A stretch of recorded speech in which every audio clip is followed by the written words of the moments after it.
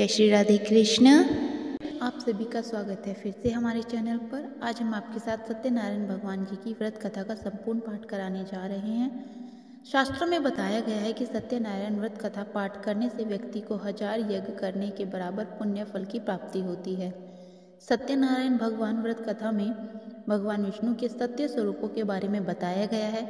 इस व्रत का पाठ करने से घर में सुख समृद्धि का वास होता है और भगवान विष्णु की भी कृपा बनी रहती है। सत्यनारायण व्रत कथा का पहला अध्याय।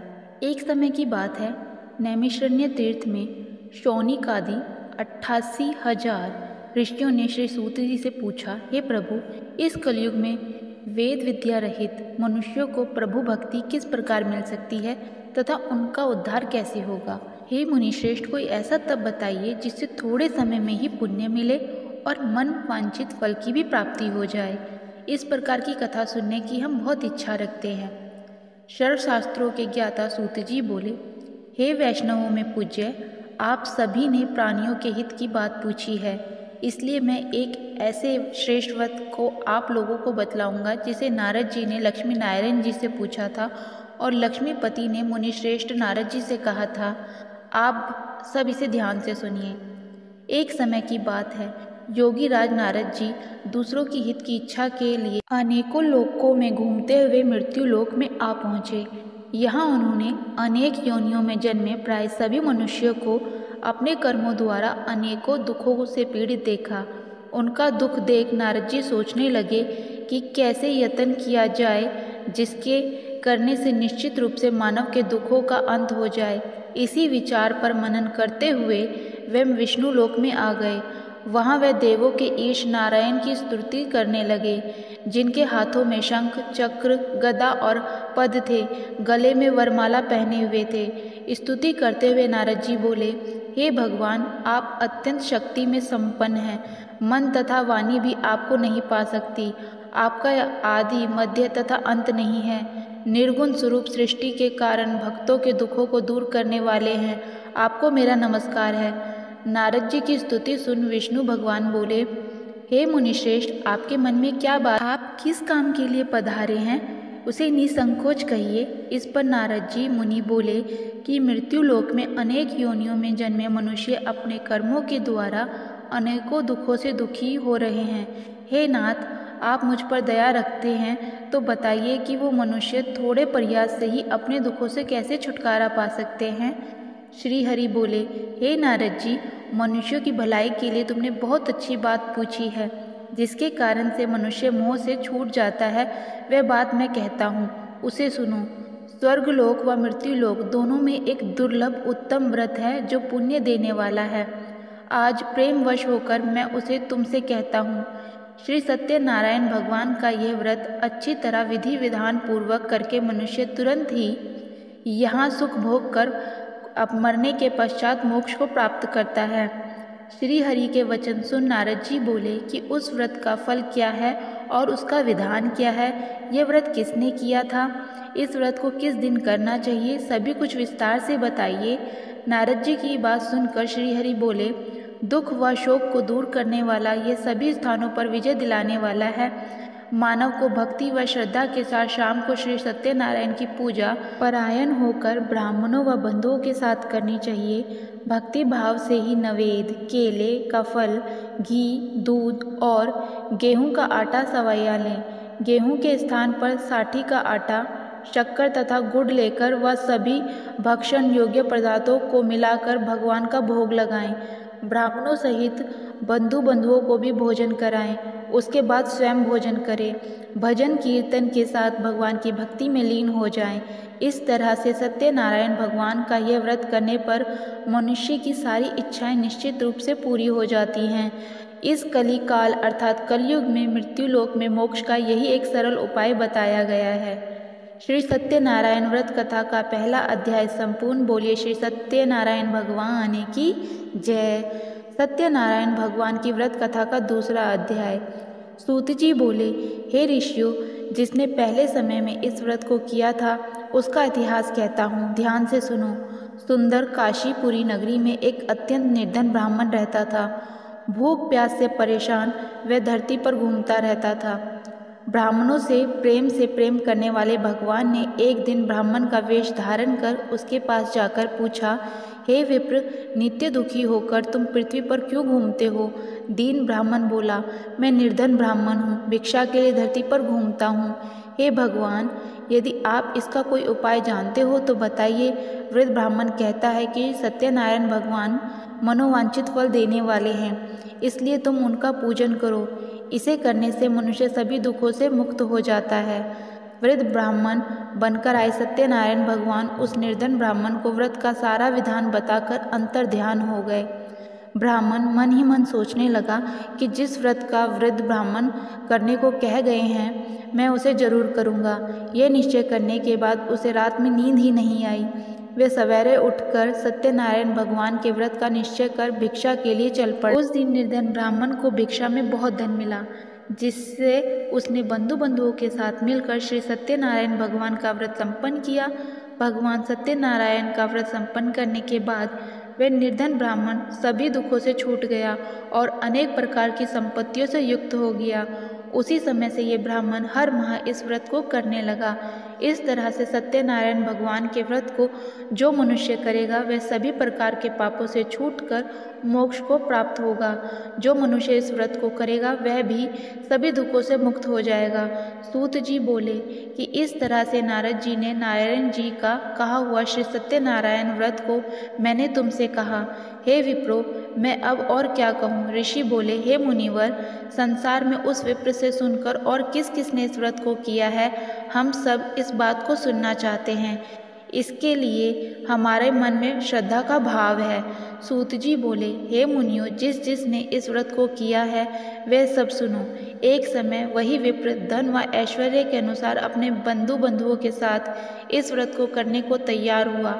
उसी समय एक लकड़ी बेचने वाला बुढ़ा आदमी आया और लकड़ियां बाहर रखकर अंदर ब्राह्मण के घर में आ गया।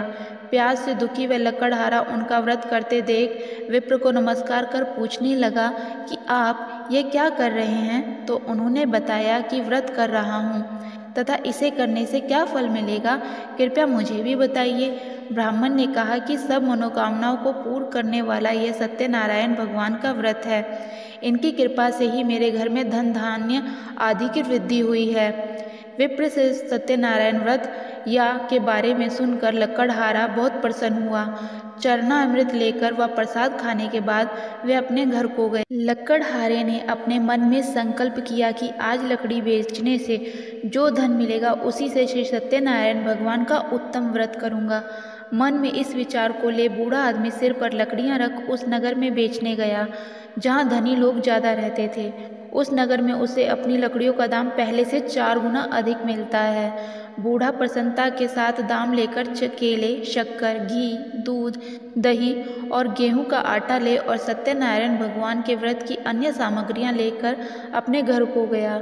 वहां उसने अपने बंधुओं को बुलाकर विधि विधान से सत्यनारायण भगवान का पूजन और व्रत किया।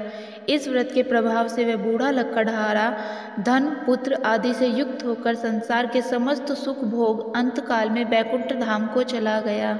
श्री सत्यनारायण व्रत कथा का दूसरा अध्याय संपूर्ण। बोलिए श्री सत्यनारायण भगवान की जय। सत्यनारायण भगवान की व्रत कथा का तीसरा अध्याय। सूत जी बोले, हे श्रेष्ठ मुनियों, अब आगे की कथा कहता हूँ। पहले समय में उल्कामुख नामक एक बुद्धिमान राजा था। वह सत्वक्ता और जितेंद्रिय था। प्रतिदिन देव स्थानों पर जाता और निर्धनों को धन देकर उनके कष्टों को दूर करता था। उसकी पत्नी कमल के समान मुख वाली तथा सती साध्वी थी। भद्रशिला नदी के तट पर उन दोनों ने श्री सत्यनारायण भगवान का व्रत किया। उसी समय साधु नाम का एक वैश्य आया। उसके पास व्यापार करने के लिए बहुत सा धन भी था। राजा को व्रत करते देखकर वह विनय के साथ पूछने लगा, भक्ति भाव से पूर्ण होकर आप ये क्या कर रहे हैं? मैं सुनने की इच्छा रखता हूँ, तो आप मुझे बताइए। राजा बोला, हे साधु, अपने बंधुओं के साथ पुत्रादि की प्राप्ति के लिए एक महाशक्तिमान श्री सत्यनारायण भगवान का व्रत व पूजन कर रहा हूँ। राजा के वचन सुन साधु आदर से बोला, हे राजन, मुझे इस व्रत का सारा विधान कहिए। आपके कथा अनुसार मैं भी इस व्रत को करूँगा। मेरी भी संतान नहीं है और इस व्रत को करने से निश्चित रूप से मुझे संतान की प्राप्ति होगी। राजा से व्रत का सारा विधान सुन व्यापार से निवृत्त हो वह अपने घर को गया। साधु वैश्य ने अपनी पत्नी को संतान देने वाले इस व्रत का वर्णन कह सुनाया और कहा कि जब मेरी संतान होगी तब मैं इस व्रत को करूँगा। साधु ने इस तरह से वचन कर अपनी पत्नी लीलावती को कहा। एक दिन लीलावती पति के साथ आनंदित हो सांसारिक धर्म में प्रवृत्त होकर सत्यनारायण भगवान की कृपा से गर्भवती हो गई। 10वें महीने उसके गर्भ से एक सुंदर कन्या ने जन्म लिया। दिनों दिन वह ऐसे बढ़ने लगी जैसे कि शुक्ल पक्ष का चंद्रमा बढ़ता है। माता पिता ने अपनी कन्या का नाम कलावती रखा। एक दिन लीलावती ने मीठे शब्दों में अपने पति को याद दिलाया कि आपने सत्यनारायण भगवान के जिस व्रत को करने का संकल्प किया था उसे करने के समय आ गया है। आप इस व्रत को करिए। साधु बोला कि हे प्रिय, इस व्रत को मैं उसके विवाह पर करूँगा। इस प्रकार अपनी पत्नी को आश्वासन देकर वह नगर को चल। कलावती पिता के घर में रह वृद्धि को प्राप्त हो गई। साधु ने एक बार नगर में अपनी कन्या को सखियों के साथ देखा तो तुरंत ही दूत को बुलाया और कहा कि मेरी कन्या के योग्य वर देख कर आओ। साधु की बात सुनकर दूत कंचन नगर में पहुंचा और वहां देखभाल कर एक लड़की के सुयोग्य वानिक पुत्र को ले आया। सुयोग्य लड़के को देख साधु ने बंधुओं को बुलाकर अपनी पुत्री का विवाह कर दिया। लेकिन दुर्भाग्य की बात यह कि साधु ने अभी भी श्री सत्यनारायण भगवान का व्रत नहीं किया। इस पर श्री भगवान क्रोधित हो गए और श्राप दिया कि साधु को अत्यधिक दुख मिले। अपने कर्म में कुशल साधु बनिया जमाई को लेकर समुद्र के पास स्थित होकर रत्नासारपुर नगर में गया। वहां जाकर दामाद ससुर दोनों मिलकर चंद्रकेतु राजा के नगर में व्यापार करने लगे। एक दिन भगवान सत्यनारायण की माया से एक चोर राजा का धन चुराकर भाग रहा था। उसने राजा के सिपाहियों को अपने पीछा करते देख चुराया हुआ धन वहां रख दिया जहां साधु अपने जमाई के साथ ठहरा हुआ था। राजा के सिपाहियों ने साधु वैश्य के पास राजा का धन पड़ा देखा तो वह ससुर और जमाई दोनों को बांध कर राजा के पास ले गए और कहा कि उन दोनों चोरों को हम पकड़ लाए हैं, आप आगे की कार्रवाई की आज्ञा दें। राजा की आज्ञा से उन दोनों को कठिन कारावास में डाल दिया गया और उनका सारा धन भी उनसे छीन लिया गया। श्री सत्यनारायण भगवान के श्राप से साधु की पत्नी भी बहुत दुखी हुई। घर में जो धन रखा था उसे चोर चुरा कर ले गए। शारीरिक तथा मानसिक पीड़ा व भूख प्यास से अति दुखी हो अन्न की चिंता में कलावती ब्राह्मण के घर गई। वहां उसने श्री सत्यनारायण भगवान का व्रत होते देखा। फिर कथा भी सुनी। वह प्रसाद ग्रहण करके वह रात को घर वापस आई। माता ने कलावती से पूछा कि हे पुत्री, अब तक तुम कहाँ थी? तेरे मन में क्या है? कलावती ने अपनी माता से कहा, हे माता, मैंने एक ब्राह्मण के घर में श्री सत्यनारायण भगवान का व्रत देखा है। कन्या के वचन सुन लीलावती भगवान के पूजन की तैयारी करने लगी। लीलावती ने परिवार व बंधुओं सहित सत्यनारायण भगवान का पूजन किया और उनसे वर मांगा कि मेरे पति तथा जमाई शीघ्र ही घर वापस आ जाएं। साथ ही यह प्रार्थना भी की कि हम सबका अपराध क्षमा करें। श्री सत्यनारायण भगवान इस व्रत से संतुष्ट हो गए और राजा चंद्रकेतु को सपने में दर्शन दे कहा कि हे राजन, तुम उन दोनों वैश्यों को छोड़ दो और तुमने उनको जो धन लिया है वह भी उन्हें वापस कर दो। अगर ऐसा नहीं किया तो मैं तुम्हारा धन, राज्य व संतान सभी को नष्ट कर दूंगा। राजा को यह सब कहकर वे अंतर्ध्यान हो गए। प्रातःकाल सभा में राजा ने अपना सपना सुनाया। फिर बोले कि बाणिक पुत्रों को कैद से मुक्त कर सभा में लाओ। दोनों ने आते ही राजा को प्रणाम किया। राजा मीठी वाणी में बोला, हे महानुभाव, भाग्यवश ऐसा कठिन दुख तुम्हें प्राप्त हुआ है, लेकिन अब तुम्हें कोई भय नहीं है। ऐसा कह राजा ने उन दोनों को नए वस्त्राभूषण पहनाए और जितना धन उनसे लिया था उससे 2 गुना धन उन्हें वापस कर दिया। दोनों वैश्य अपने घर को चल दिए। श्री सत्यनारायण व्रत कथा का 30वां अध्याय संपूर्ण। बोलिए श्री सत्यनारायण भगवान की जय। सत्यनारायण भगवान की व्रत कथा का 4वां अध्याय। सूत जी बोले, वैश्य ने मंगलवार कर अपनी यात्रा आरंभ की और अपने नगर को चल दिए। उनके थोड़ी दूर जाने पर एक दंडी वेशधारी श्री सत्यनारायण ने उनसे पूछा, हे साधु, तेरी नाव में क्या है? अभिमानी वाणिक हंसता हुआ बोला, हे दंडी, आप क्यों पूछते हो? क्या धन लेने की इच्छा है? मेरी नाव में तो बेल व पत्ते भरे हुए हैं। वैश्य के कठोर वचन सुन भगवान बोले, तुम्हारा वचन सत्य हो। ऐसे वचन कह वहां से दूर चले गए। कुछ दूर जाकर समुद्र के किनारे बैठ गए। दंडी के जाने के बाद साधु वैश्य ने नित्य क्रिया के पश्चात नाव को ऊंची उठाते देखकर अभाचा माना और नाव में बेलपत्र आदि देख वह मूर्छित हो जमीन पर गिर पड़ा। मूर्छा खुलने पर वह अत्यंत शोक में डूब गया।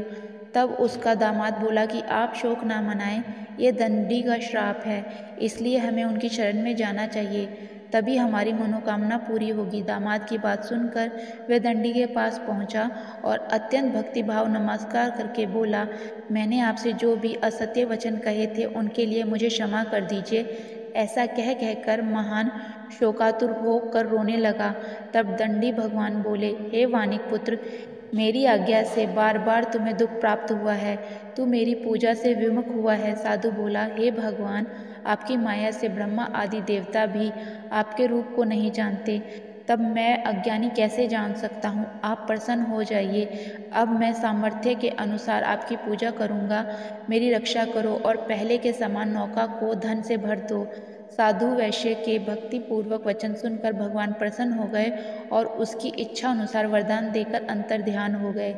ससुर जमाई जब नाव में आए तो वह धन से भरी हुई थी। फिर वहीं अपने अन्य साथियों के साथ सत्यनारायण भगवान का पूजन कर अपने नगर को चल दिए। जब नगर के नज़दीक पहुँचे तो दूत को घर पर खबर करने के लिए भेज दिया। दूत साधु की पत्नी को प्रणाम कर कर कहता है कि मालिक अपने दामाद सहित नगर को निकट आ पहुँचे हैं। दूत की बात सुन साधु की पत्नी लीलावती ने बड़े हर्ष के साथ सत्यनारायण भगवान का पूजन कर अपनी पुत्री कलावती से कहा कि मैं अपने पति के दर्शन को जाती हूँ, तू कार्य पूर्ण कर शीघ्र आ जा।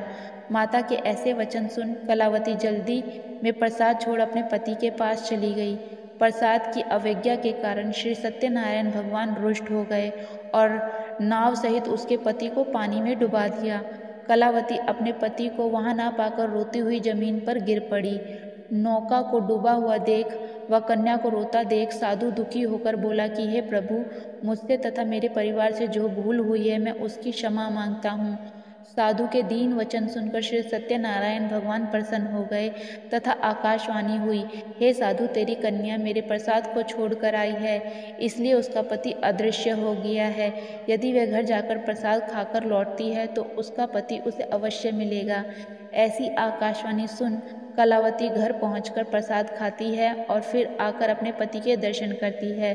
उसके बाद साधु अपने बंधुओं सहित श्री सत्यनारायण भगवान का विधि विधान से पूजन करता है। इस लोक का सुख भोग व अंत में स्वर्ग को। श्री सत्यनारायण व्रत कथा का चौथा अध्याय संपूर्ण। बोलिए श्री सत्यनारायण भगवान की जय।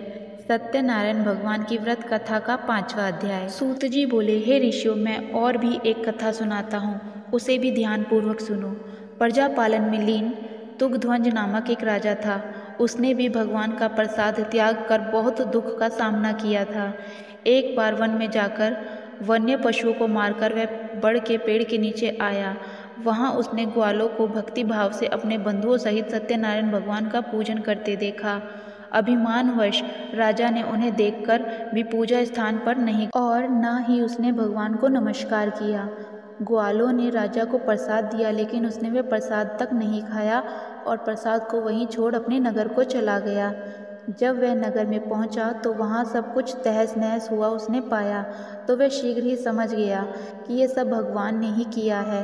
वह दोबारा ग्वालों के पास पहुंचा और विधि पूर्वक पूजा करके प्रसाद खाया तो श्री सत्यनारायण भगवान की कृपा से सब पहले के जैसा हो गया। दीर्घ काल तक सुख भोगने के बाद मरोपरांत उसे स्वर्गलोक की प्राप्ति हुई। जो मनुष्य परम दुर्लभ इस व्रत को करेगा तो भगवान सत्यनारायण की अनुकंपा से उसे धन धान्य की प्राप्ति होगी, निर्धन धनी हो जाता है और भयमुक्त हो जीवन जीता है। संतानहीन मनुष्य को संतान सुख मिलता है और सारे मनोरथ पूर्ण होने पर मानव अंत काल में बैकुंठ धाम को जाता है। सूत जी बोले, जिन्होंने पहले इस व्रत को किया है, अब उनके दूसरे जन्म की कथा कहता हूँ।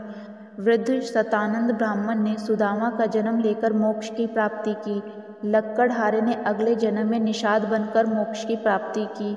उल्कामुख नाम का राजा दशरथ होकर बैकुंठ को साधु नाम के वैश्य ने मोर ध्वज बनकर अपने पुत्र को आरे से चीर कर मोक्ष पाया। महाराज तुंगध्वज ने स्वयंभू होकर भगवान में भक्ति युक्त हो कर्म कर मोक्ष को पाया। श्री सत्यनारायण व्रत कथा का 5वां अध्याय संपूर्ण। बोलिए श्री सत्यनारायण भगवान की जय। श्री सत्यनारायण जी की आरती। ओम जय लक्ष्मी रमना स्वामी जय लक्ष्मी रमना, सत्यनारायण स्वामी जन पातक हरना।